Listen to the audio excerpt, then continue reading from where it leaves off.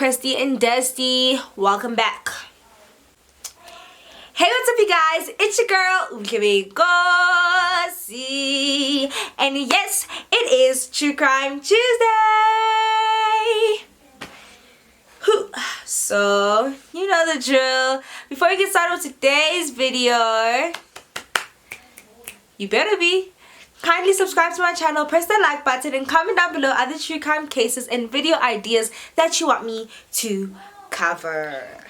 Okay, so I look all crusty and dusty. I just came back from school. It is Monday. I don't know how I thought that I could film, edit, and upload a video in one day, but I'm gonna do it.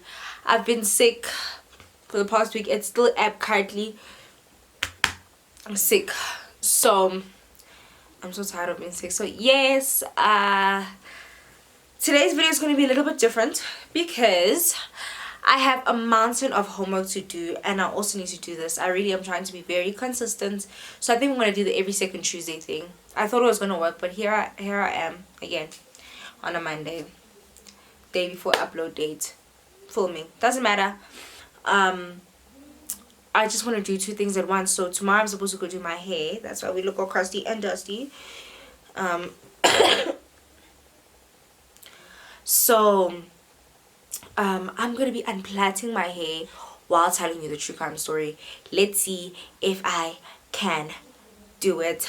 Multitasking test 1. So for anyone who this is your first video, hi, this is part 2 of our 6-part Devilsdorp series. So for you to be able to get caught up, you need to go back to part 1, and then you can come here so that you know where we ended off. So where did we end off? So we ended off with, not even ended off, but basically synopsis of our last video is when we explained the appointment and satanic murder sprees, and then introduced to the story Ria Groenewald, who was a pastor who was being a therapist, a counselor to a woman who came from the satanic church. Her name was Cecilia Steyn. Cecilia Steyn then had other people looking after her, and these people were Miranda Steyn and her 2 children, Leroux and Marcel Steyn. And we now know that they were connected to the appointment murders. Yes, the 2 siblings. And then I ended up the last video by saying that someone else was also very crucial to the story. It was Michaela and Zach.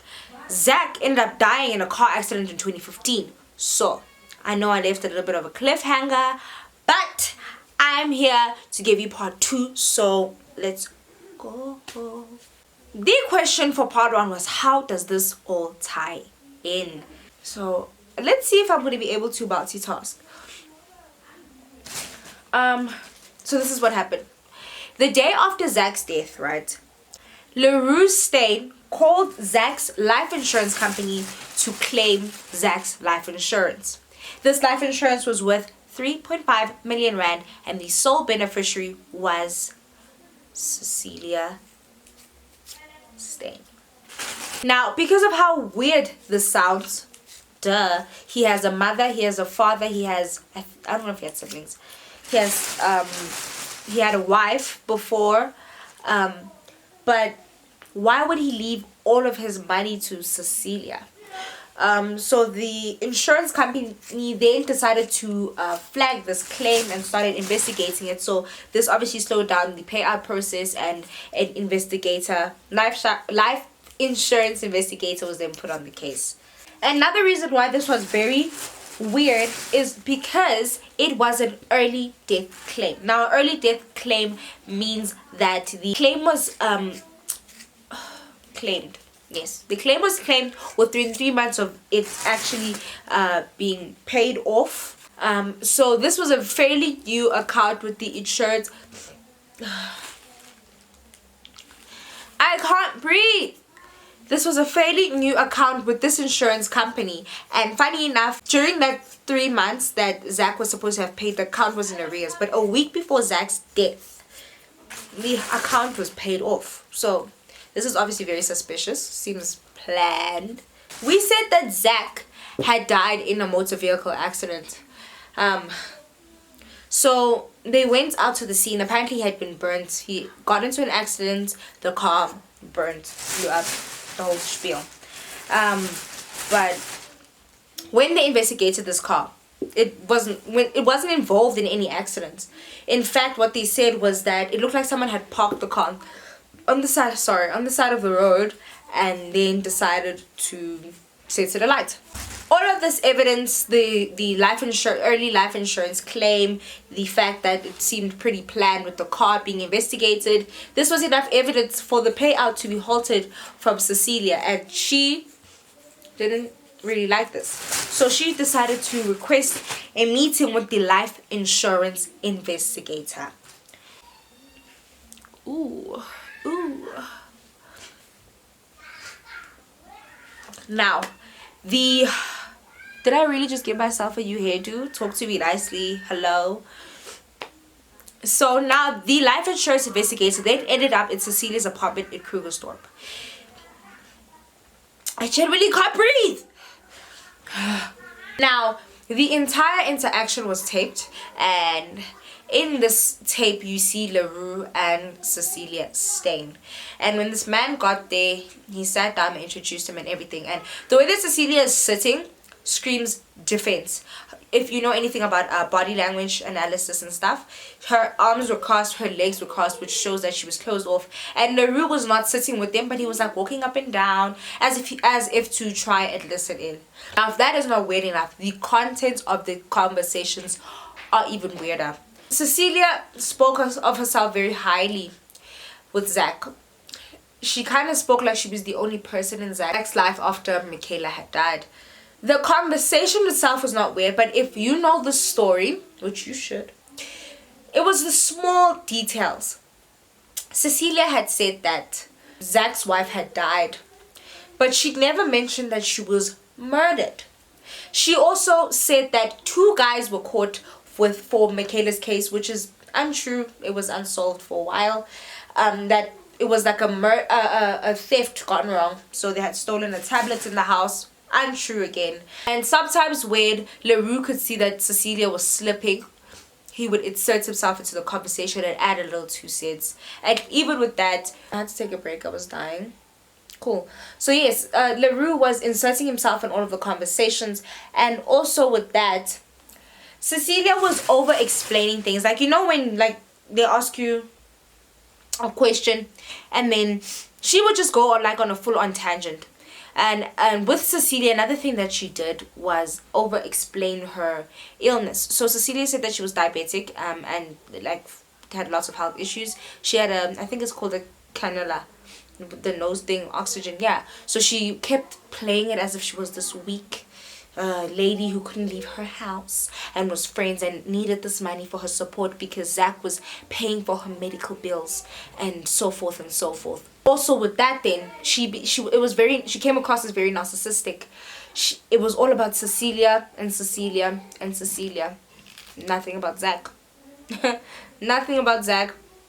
And the weirdest thing for me was everyone in the story lived in Krugersdorp, right? When they asked Cecilia where Zach lived, she didn't know.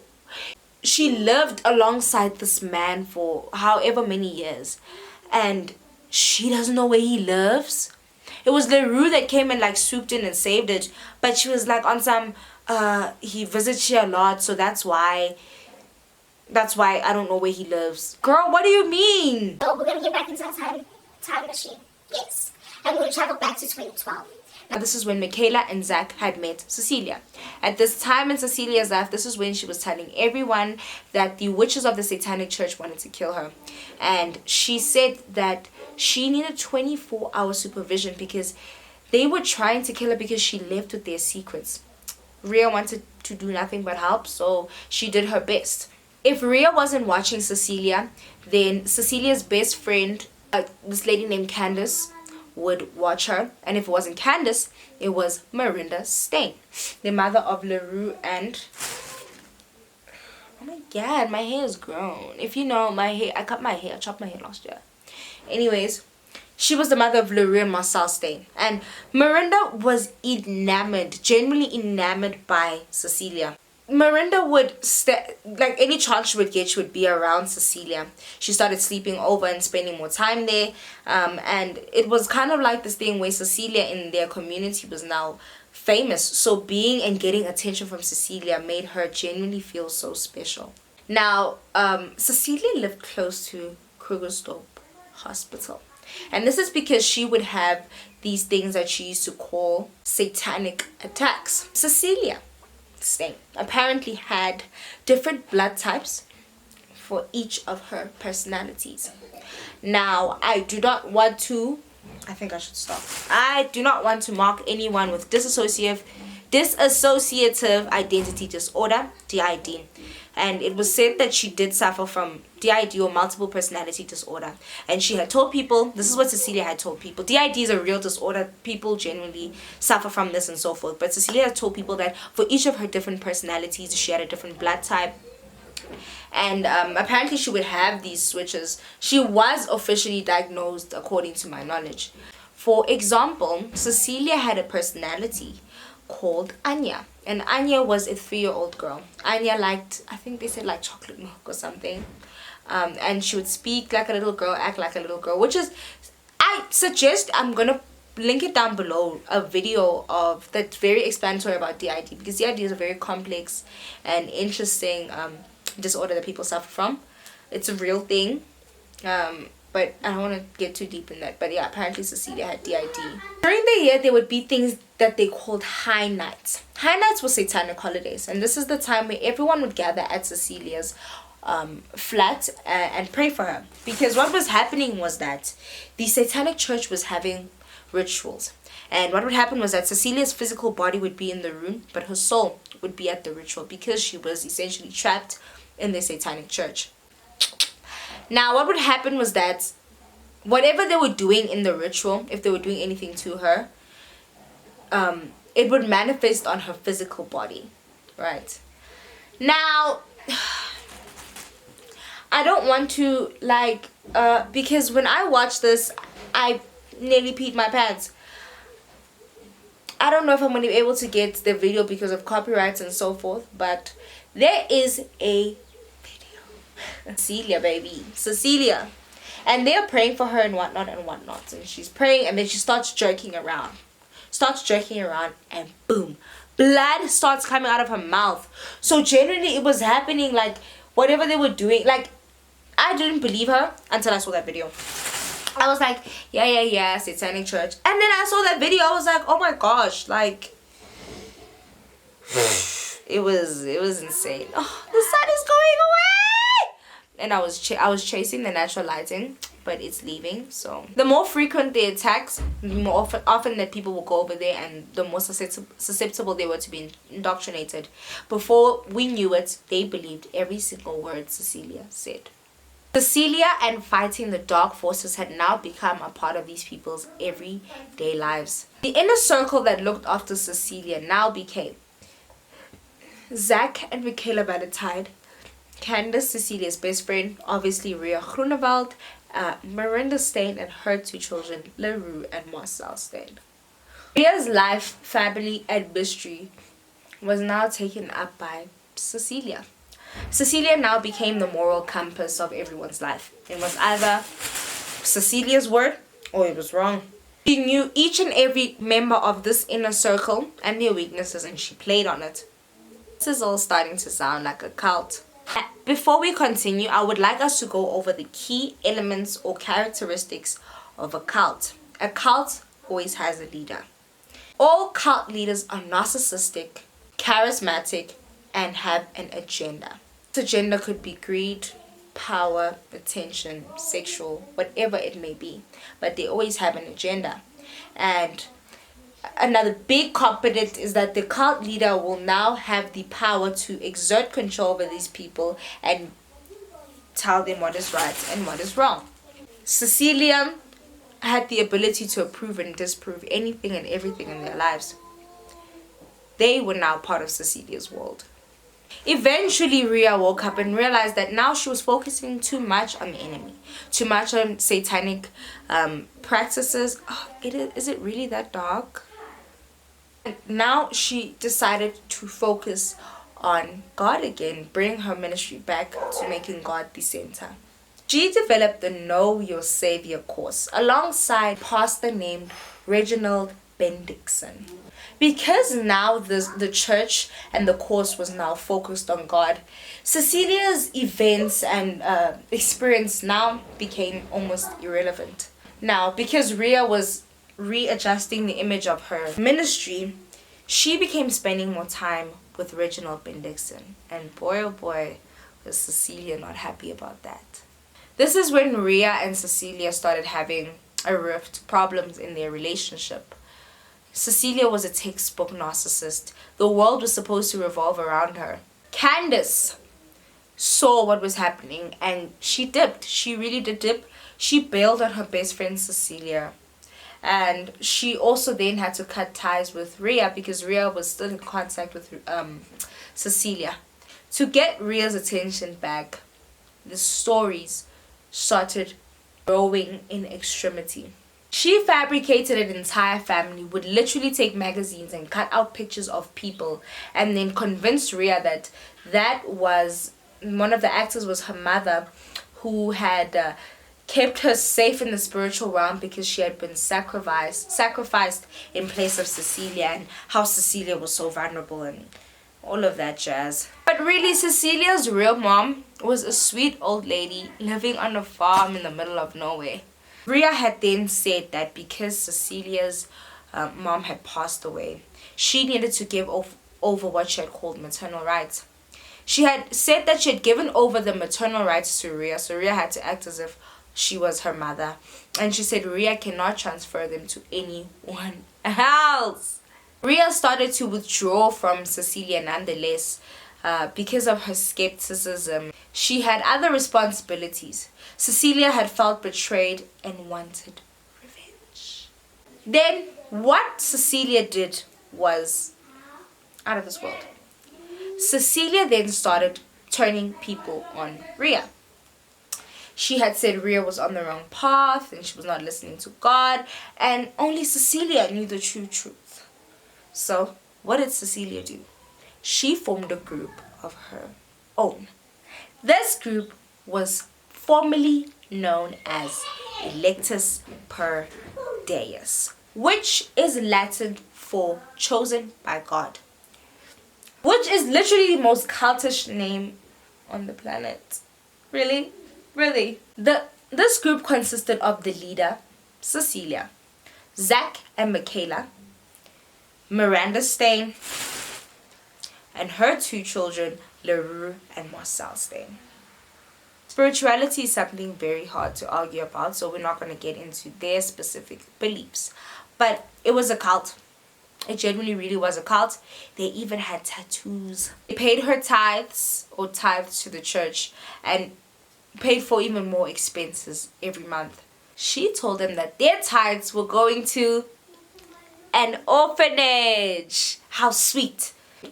Somewhere in America, in an abandoned forest, there's a group of children who are in hiding from the satanic church, and they need money to keep the orphanage running. They paid this tithing money for the orphanage into Cecilia's account every month. Now, Zach was paying 100,000 rand a month. So, and it's really obvious because of how the story has been going. There was no such orphanage. Okay, let's come back closer to 2016. Marcel and LaRue are now the key suspects of the appointment murders. Miranda then comes out into the media and makes a statement asking for people to pray for her kids, and she doesn't know why they would do such a thing. LaRue had confessed to all the murders but said that he had did it by himself, which obviously is implausible.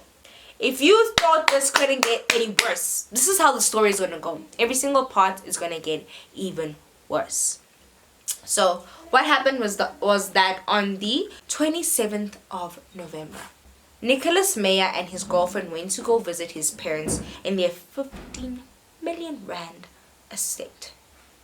They couldn't find them and started to look around the house, like on the outside. And when the girlfriend looked into one of their videos, in one of their windows, inside she saw the parents of Nicholas Meyer, Peter and Joan Meyer, lying face down, bloodied.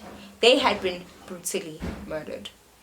Funny enough, Miranda Stain, out of all people, had an appointment, a meeting with Joan and Peter Meyer that day. What had happened was that they found out because the Mayers had asked one of their lawyer friends to facilitate the meeting, and he was running a bit late. Miranda was there on the day of the murders because there is CCTV footage of Miranda in that area by their house on the day. And then someone gave off a tip to go look into Miranda's classroom. Remember, Miranda Stain was a teacher, and what they found, she was one of the most loved teachers. What could they have found in her classroom? The principal was also a little bit agitated when they said they needed to search her room because, I mean, it's Miranda. What could she have done wrong? And boom, as they searched her classroom, it was a consumer's classroom, by the way. Inside 2 stoves, there was ammunition. And then as they started asking around the school, they found out that immediately after Miranda's kids had gotten arrested, she had changed her last will and testament and completely taken her kids out of her will. And do you know who Miranda left all her assets to? Take a lucky guess. Cecilia Stain. The police investigator, decided to use the fact that Miranda had essentially disowned her kids in her will as leverage against LaRue. This would obviously push him to tell the truth, and everything spilled out. LaRue was obviously hurt that his mother would literally just disown him and leave all her things to Cecilia. So LaRue came up with a full confession, baby. He talked about the satanic murders, he talked about the appointment murders, and he talked about other murders as well. He was the one that confirmed the connection between the appointment murders, satanic murders, and individual murders that had happened in Krugersdorp over the span of 2012 to 2016, I think. Back to 2012. I know we're jumping back and forth, but this is the only way we can do it. Rhea was hosting one of her Bible study sessions in her apartment. And this was around the time that she had been distancing herself from Cecilia. Disturbed by horrible, a blood-curdling scream coming from downstairs in the parking lot. Cecilia was in the street crying, covered in blood. Rhea began receiving threatening messages from the witches of the Satanic Church. They said unless Rhea stopped with her home meetings and Bible studies completely, they would continue to hurt Cecilia. Rhea unfortunately believed it all and became scared. She started holding her meetings in secret, and the last meeting that she had held in secret ended with petrol bombs exploding in the parking lot and her friend's church almost burning. Cecilia was out for blood. Literally. Natasha Berger, who we had talked about, who was brutally murdered in her home with her neighbor, was an attorney and a close friend of Rhea's. She was a devout Christian, and she had helped Rhea present some of her courses. Rhea was essentially Natasha's mentor, so this obviously made her Cecilia's first target. Natasha genuinely wanted to help, so she decided to write the Dangerous Prayer, which was a prayer for the children in the orphanage. It was prayed at one of Rhea's sessions, and Cecilia was able to spin the whole thing around. She had said that this prayer had caused 170 children to die at the orphanage, and this is what Cecilia used as a motive to give to Electus Predeus to kill her. It's really hard to believe that they would actually believe it, but it's also, you know what, Cecilia even said, guys, this is what God wants. She killed children at the orphanage, and she even started pulling out Bible verses to support what she was saying. Miranda, Marcel, her daughter, Zach and Michaela got into the car and drove to Natasha's home in Pretoria. They had a pepper spray in their hand. Specifically was Marcel that went to go knock on the door, and fortunately Natasha didn't open up. They had left the chicken footprint on the outside of her house, and it's a superstition that if you see a chicken footprint, you will not live to see the sunrise again. Very eerie that they would actually do that. They knew luring her out wasn't going to help, so they devised another plan. They used someone she trusts, her neighbor, Joy Bonsaya. So this time, Zach and Michaela were the only two that went to Natasha's house on the 26th of July 2012. The plan was Michaela was going to kill Joy as a sign of her loyalty. This was because Cecilia was becoming very suspicious of Michaela and testing and trying to see where her loyalty actually lied. They knocked on Joy's door when they knew Natasha wasn't home, went in and said that they were friends of Natasha and they wanted to surprise her for her birthday. So Joy, being the sweet old lady, said she could definitely help. They let her into her house and said that she should leave a letter at Natasha's house instructing her to come next door the minute she got home. He then detained Joy Bonsaya in her bedroom. They put her dog in the cupboard and they slit her throat. Specifically, Zach did all of these things. The worst part was that she was alive for the bit where they slit her throat, because after they slit her throat, she crawled around for a little bit before she inevitably died. Zach and Michaela sat in the living room waiting for Natasha to come over. Natasha went over to Joy's house, obviously seeing that paper that was in her hand. She saw the letter from Joy and went over there urgently. The minute she stepped onto the front doorstep, Zach attacked her. Natasha used her karate training skills, but Zach eventually overpowered her and killed her. He stabbed her to death. The way that this attack was so unexpected, Natasha still had the letter that Joy wrote for her in her hand, clenched in her hand, because it really caught her off guard. Everyone in the group acted shocked when they heard of the death of Natasha, when they knew. The police specifically immediately assumed that these deaths were satanically related. The reason why,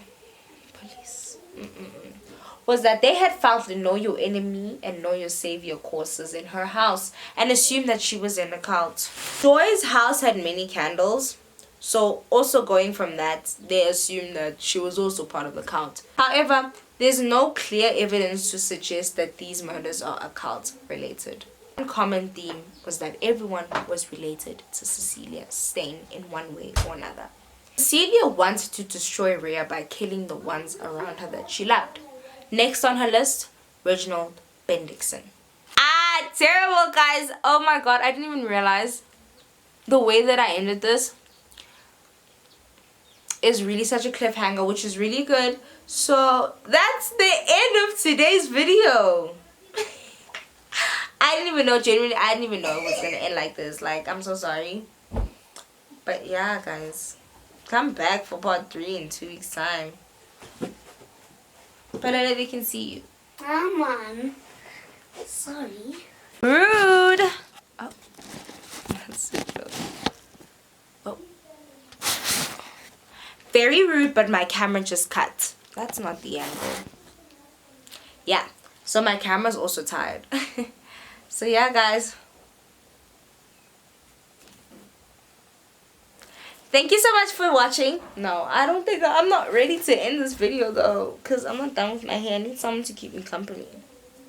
You don't see my hair, but this is it, baby. This is it. So, thank you so much for watching today's video. Please don't forget to subscribe, like, comment, share, stalk me on my socials. And I will see you guys on the next True Crime Tuesday. Bye.